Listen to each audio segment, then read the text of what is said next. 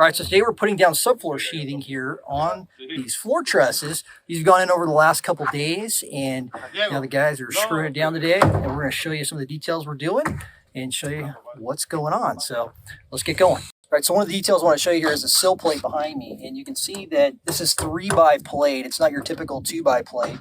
And what we've done here is we've actually done that intentionally so we can drill down an inch. You can see this hole here. We've actually countersunk this here. And then the anchor bolt goes in there with the washer. And then what happens is then we can sheet right over the top of this without actually making a notching for these bolts. You'll see a lot of bolts that get notched out around for your plywood. But it's not as strong, so you get a good edge nail around this. The plywood's continuous. And then this is a hold down bolt. It's not an anchor bolt. It's coming up through. So we'll have to extend this up because they have an 1.5-inch plate that sits here for the wall. And then it'll set this up and put this is an HDU 5 that's going to go on this bolt here. All right, so we're starting to sheet the floor.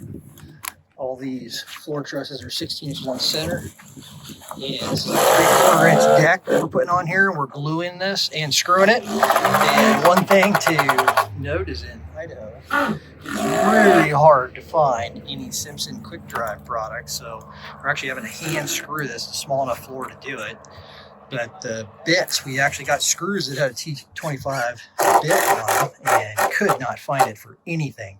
So we're going to order them for the next one. We have a nice Simpson quick drive thing, but these guys are having to hand screw this floor to get it down. So you can see I'm putting the glue on here. They're gluing on the joist on the top of the floor trusses.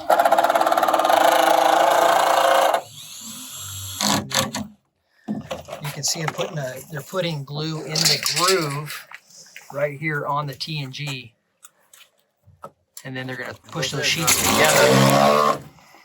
So that makes us a lot stronger. So it makes for a good floor. We talked earlier about how we do the sill seal down here. We put caulking underneath the sill seal twice, and then another bead before the plate goes on.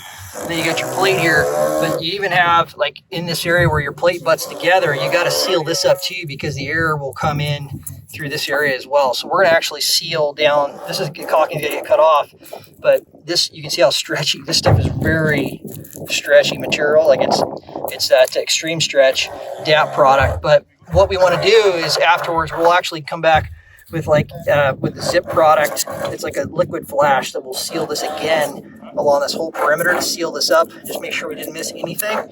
And then that'll seal from the bottom here all the way to the concrete. So anything was missed. But even up in here, you want to make sure you're caulking this to control the air where these seams come out on the plate. So, and that's consistent, wherever we have a break, no matter where it's at on the house, you want to do that. You can see right down here, the guys did it again right here. So we're caulking this seam here as well. So we're making sure we're controlling the air that's going into the building. Okay, so this is called a girder truss. It's a floor truss. And this is picking up the weight of the stairs.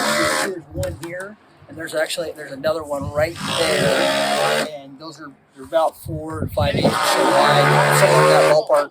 And these are, we take them, we sandwich these together. We put actually a truss screw on them. You see these screws that are on here? These screws, this is a Simpson screw. It goes in here, it's like a truss tie screw. And what they do is you can actually go through one side of these triplers and go all the way through them.